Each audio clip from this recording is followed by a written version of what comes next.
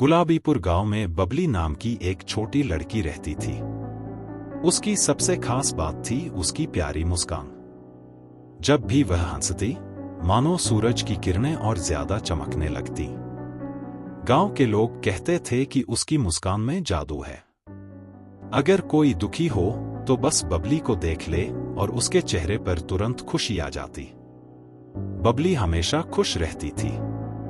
चाहे बारिश हो या धूप, गर्मी हो या ठंड, उसकी मुस्कान कभी फीकी नहीं पड़ती थी। गांव के बच्चे उसे बहुत पसंद करते थे, क्योंकि जब भी कोई उदास होता, वह कोई मजेदार कहानी सुना देती, गाना गाने लगती या फिर कोई खेल खेलकर सबको हंसा देती। एक दिन गांव में बुरा समय आ गया। कई दिनों से बारिश नहीं हुई थी, खेत सूख रहे थे और किसान चिंता में डूबे थे। कुएं का पानी कम हो गया था और मवेशी भी प्यास से बेहाल थे।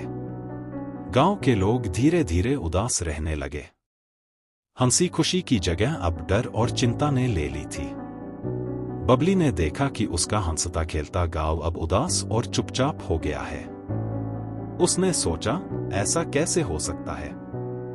अगर हम सब उम्मीद छोड़ देंगे तो हम कभी इस मुश्किल से बाहर नहीं निकल पाएंगे। हमें खुश रहना होगा और एक दूसरे का हौसला बढ़ाना होगा। अगले दिन से बबली ने अपना मिशन शुरू कर दिया। वह हर घर गई और सबको हंसाने की कोशिश करने लगी। उसने बूढ़ी दादी से कहानियां सुनी और फिर उन्हें और मजेदार तरीके से सबको सुनाया। उसने गांव के बच्चों को इकट्ठा किया और उनके साथ गाने गाने लगी। वह किसानों के पास गई और बोली, आप सबने खेतों को अपने पसीने से सींचा है। क्या अब बस चिंता करके ही बैठ जाना सही होगा? हमें मिलकर कुछ करना चाहिए। धीरे धीरे गांव के लोगों ने बबली की बातों पर ध्यान देना शुरू किया।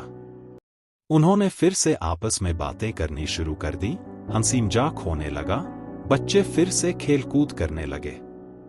उदासी का माहौल अब उम्मीद में बदलने लगा। फिर एक चमत्कार हुआ। जैसे ही गांव के लोग खुश रहने लगे और एक दूसरे का हौसला बढ़ाने लगे, वैसे ही आसमान में बादल घिरने लगे।